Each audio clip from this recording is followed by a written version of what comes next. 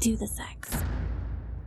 Welcome to Masturbation Monday with me, Annette Benedetti, your host for Locker Room Talk and Chats. This is your invitation to join me for coffee in bed and a candid conversation about the masturbation practice I am developing to support my mental, physical, and emotional health and help manifest my dreams. Masturbation Monday is a guide to self-pleasure, better sex, and using the power of the pussy to open new doors to a better life. Ring loop. Today's Masturbation Monday topic is how to get me wet, libido boosters for women that actually work. Look, guys, no one likes to feel pressured into sex when they aren't in the mood, so why would it be any different when it comes to my own masturbation practice? My sensual energy and maintaining my sexual health and interest is super important to me, as you guys all know, as is maintaining a healthy relationship with myself.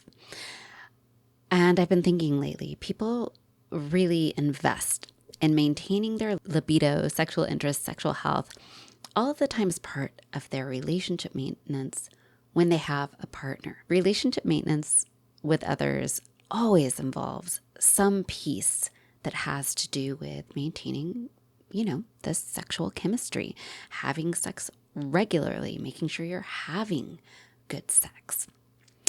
People always talk about how important intimacy with their partners is and how the lack of intimacy hurts their relationships. I mean, how many divorces have you heard were caused by, she didn't want to have sex with me anymore, or we just never had sex, or I don't want to have sex with them anymore.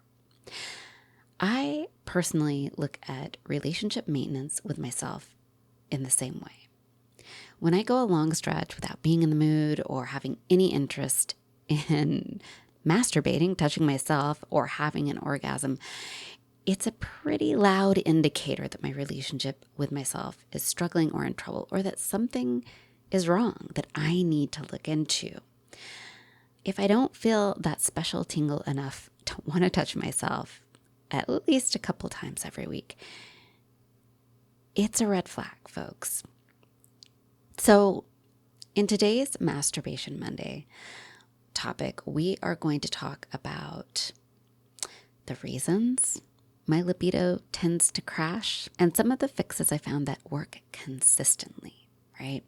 So I'm going to be sharing libido boosters, tips, and tricks. These all primarily apply to women and people with vulva, but I feel like a good 75% are relatable for men and people with penises as well. And the bottom line, the coolest part about this is that while they work in your own masturbation practice, they are easily transferable over to applying to when you are with somebody else. And I just want to say, one of the things that really frustrated me in my own research to find libido boosters that would work for me, ways to maintain my sexual energy, my sensuality, especially, as I age, all of the responses, all of the articles, all of the research that I found always included partner therapy, as though this only existed within a relationship with someone else. And I cannot express how much I believe it's important that you have a strong sexual relationship with yourself, especially if you want to go into a relationship and have a strong sexual relationship. So grab your cup of joe and let's get ready to talk about how to get me wet. Libido boosters for women that really work. And I am, again, going to be speaking from a place of experience. Cheers. Before we get started, I want to give a shout out to our libido boosting sponsor, Promescent. Spice things up in the bedroom with their delay spray. It has changed the game for over 500,000 men worldwide. It's like a secret weapon for lasting longer, but Promescent offers so much more. It is your one-stop shop for all things sexual wellness, backed by a ton of medical experts. And they're all about privacy, discreet packaging, free shipping in the US for orders over $20, and a no-risk 60-day money-back guarantee. Best of all, when you visit promescent.com/locker room talk, that's promescent.com/locker room talk, you save 15% off your first order at checkout. That's promescent.com/locker room talk for 15% off. Okay, guys, let's talk about barriers to libido. Like when my libido crashes, when I'm not in the mood, when I tell myself in the morning, I'm not going to do it right now, I'll get to it later on today. Or even later on in the day, sometimes I'll get a little tingle and I just can't get myself to bang one out. It's when I stop and I'm like, I've got to check in with myself. Like, what the fuck is going on? And some of you may be like, well, why bother? I mean, like you don't have to masturbate. This isn't something you have to do. If you've been with me for any time at all, you know I believe 100% that experiencing pleasure, preferably on a daily basis, but at least several times throughout the week, having an orgasm included, not you don't have to have an orgasm to get the full benefits, but it definitely, it's like it. The pleasure itself and the orgasm, it's like a super dose of super important vitamins, chemicals that help you maintain your physical, mental, and emotional health, your mental health. It's key. Not only that, I've mentioned in the past, internal stimulation, G-spot stimulation, actually having internal masturbation practice helps you maintain your vaginal health and avoid things like vaginal atrophy and just the deterioration of the vagina, which can be very, very painful if not dealt with. So I go over this every time. I'm not going to dive into it. So that's why when I am not in the mood for an extended period of time, I'm like, I need to stop. I need to figure out why, and I need to fix it, right? So figuring out the reason behind it is not always an easy process because what it really means is doing some self-discovery, checking in with myself and I start from the outside in, right? So I start with like one of the very first libido killers is physical distress. Am I sick? Am I in pain? Have I had an injury that isn't healing? I mean, I don't know about you guys, but I have old injuries that pop up and bother me. Maybe when I work out, sometimes I'm sore and I find that my body's just throbbing and not feeling good. All of those things make the idea of having sex with myself and masturbating just like it becomes less of a priority. Am I sick? You know, am I ignoring a low-level cold or is something coming on? And then, of course, let's not forget hormonal balances for women especially, but also men. Your hormones will change. That's why you may have a more difficult time getting hard and maintaining your erection or having interest. Those are all things like you've got to check first because those are things that you need to deal with, whether you need to talk to a doctor or you need to do some physical therapy or you need to look at, dealing with your hormonal imbalances. Those are some of the first things I starting with the outside. Then I dive in, and this is where things can get really hard for me to pinpoint. Emotional and mental health distress is actually one of the top causes of libido loss, grief, anxiety, work stress, home stress, loss. When your emotional state is suffering, your sex drive will suffer, and it will make even trying to have sex with yourself incredibly difficult. This is most often where my shit shows up. And then it's like you've got to do the deep dive into where is this anxiety at, this grief at, this stress at, and how do I find relief, right? So I can have the space to really love on myself. Because when you are caught up in grief, depression, anxiety, loss, work stress, home stress, usually what also comes along with that is not only not loving on yourself, but being hard on yourself, yelling at yourself a little, like, why am I being so stupid? Why am I so sad over this thing that happened? Why am I so stressed out? Why can't I just be like anybody else? so you're not loving on yourself anymore. Then there's medications and alcohol, guys. Alcohol is something that I have definitely had to hold myself accountable for. Alcohol is a sneaky motherfucker, man. Like, yeah, sometimes you go out and they call it liquid courage. Like, you go out to the bars, you go out dancing, you have some liquid courage and you feel a little sexier. You move a little more on the dance floor. But it really, behind the scenes, it's doing a lot of damage and it can really affect your libido. So those are things that you've got to look into. And if it's medications, you got to talk to your doctor. If it's alcohol, you need to talk to yourself. So that's sort of the process. Go in, pick apart, figure out what the barrier is, and then put a plan together. So once you know what's keeping you from wanting to get it on, with keeping you from feeling sexy and sexual, and why are these things important? We've talked about it again and again. A woman's sexual energy is a power source. It's a confidence source. It's a happiness source. It is vital to all of the other energies that we have. And when it goes dark, so do so many other of the areas of our life, right?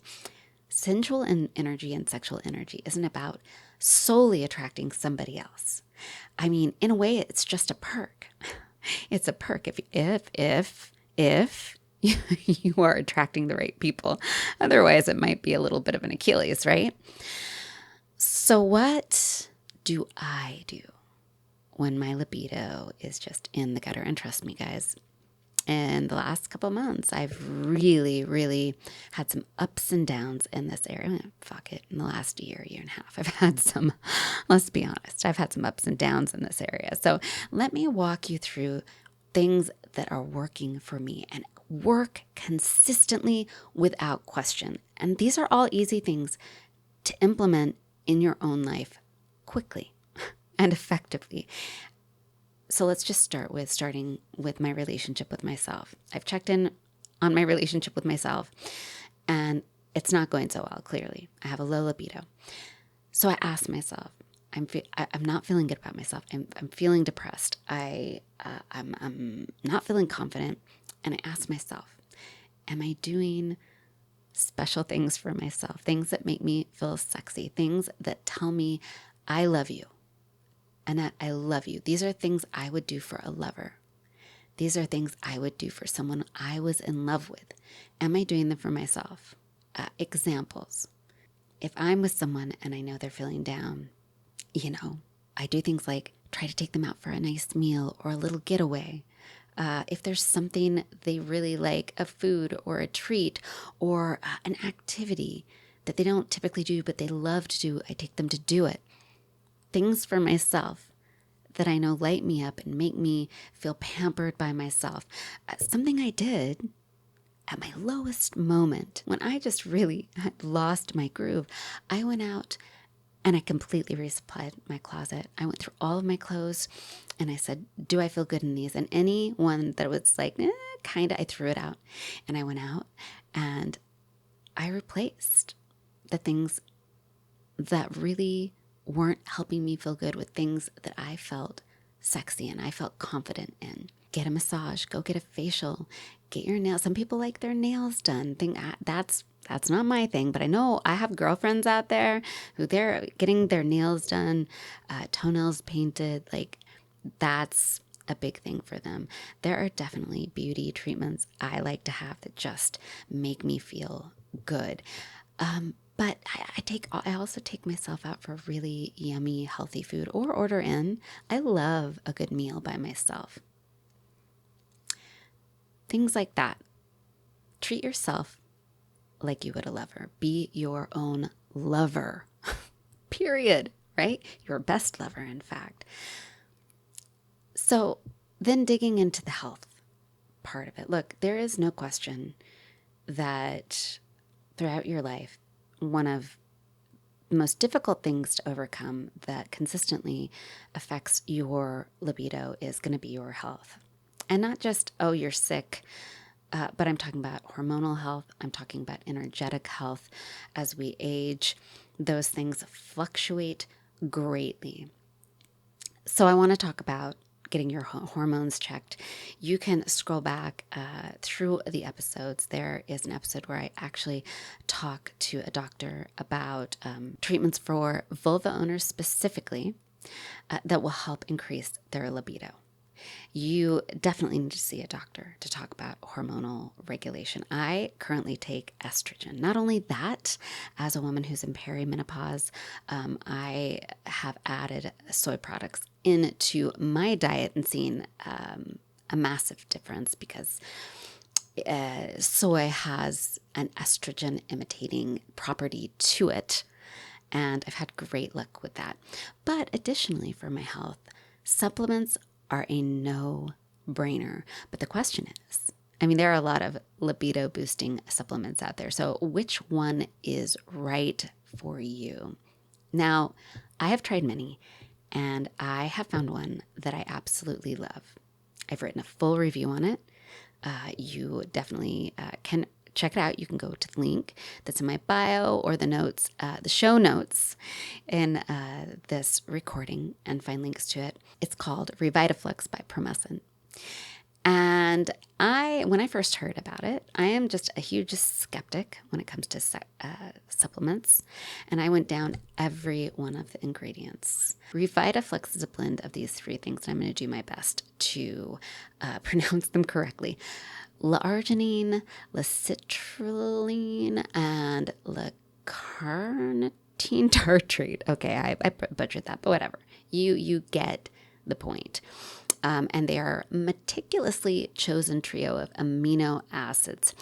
And essentially, they work together to be a vasodilator, which means they stimulate healthy blood flow to all areas of your body, but specifically the genital area.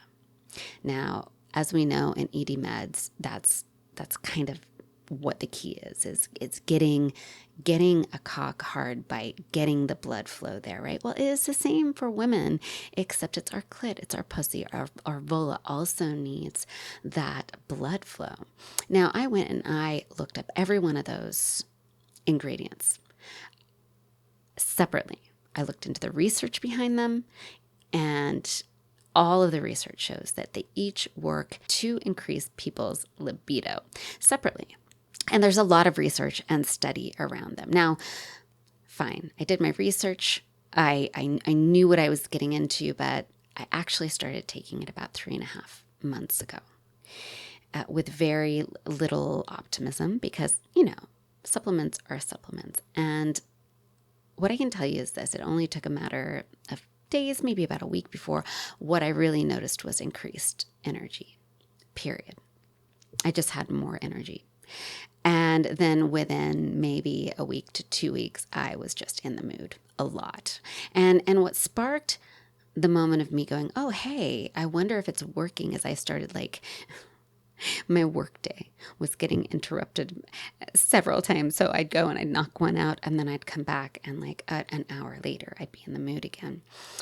So that was really exciting. But then I really looked into Revitaflux by Promescent. And what's really cool about this supplement is it comes with a whole bunch of other really cool side effects, including increasing your overall physical health. I somehow have an issue with high cholesterol, and it helps with high cholesterol. It helps with heart health, overall energy health.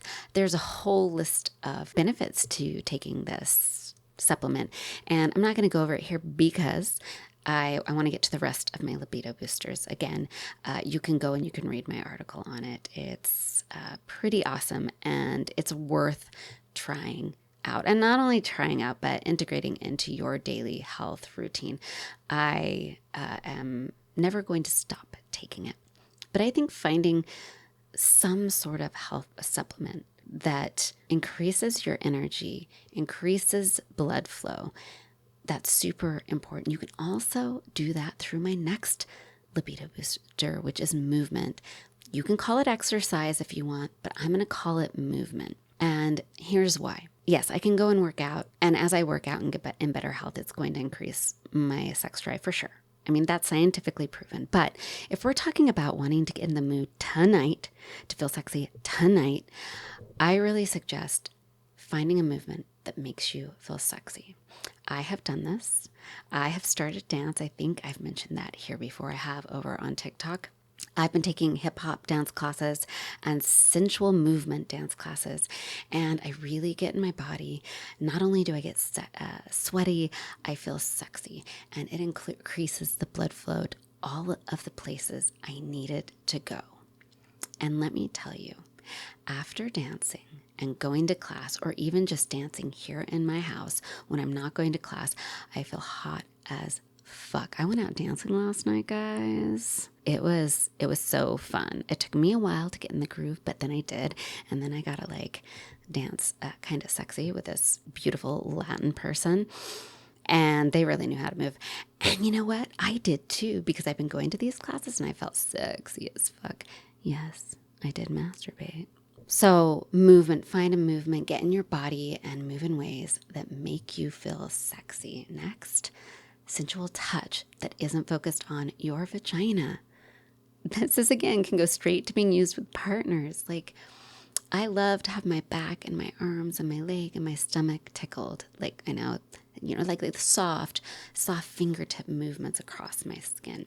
Doing that for myself lights up my body, gets me in the mood. Even if it doesn't lead to sex with myself, it's still pleasure. I'm experiencing pleasure, and it makes the idea of touching myself down there more enticing. Next, warming gels. I don't know. I'm sure you guys have all seen them, and you probably only use them during sex. This is the key.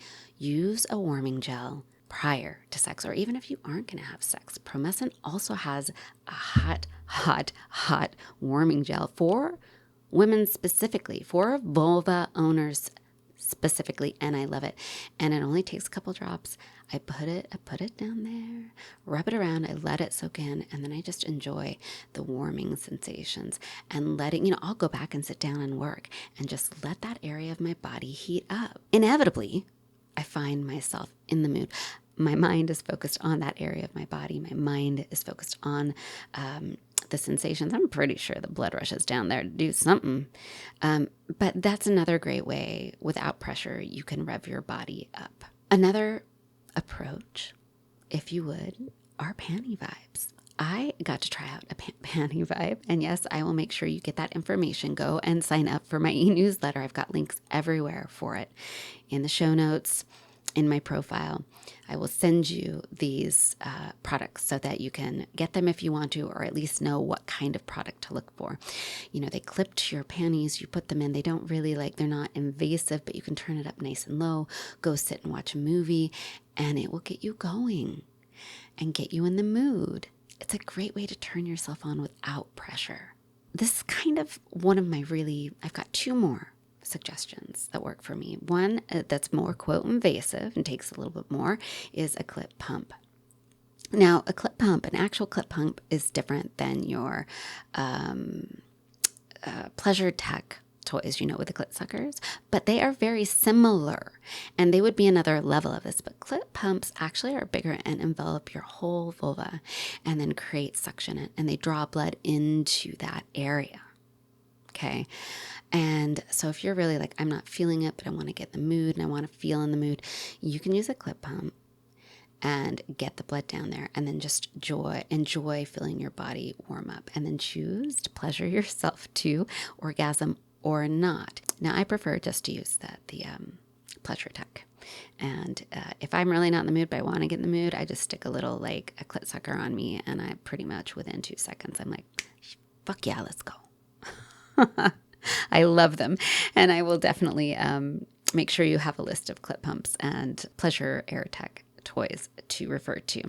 Finally, watch sexy shows, read sexy literature, listen to sexy music.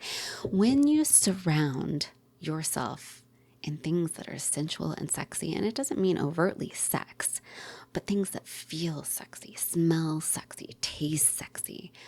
When you're watching things that are sexy, when the music that you listen to is just passionate and sensual, you are inevitably going to to bring that into your body and feel it there. So surround yourself in that environment, create the environment for sexual power, sexual interest, libido boosting experience. Create an environment that reflects externally what you want to feel internally. Now, again, the best part of all of these things I've just suggested to you is you can use them in your relationship.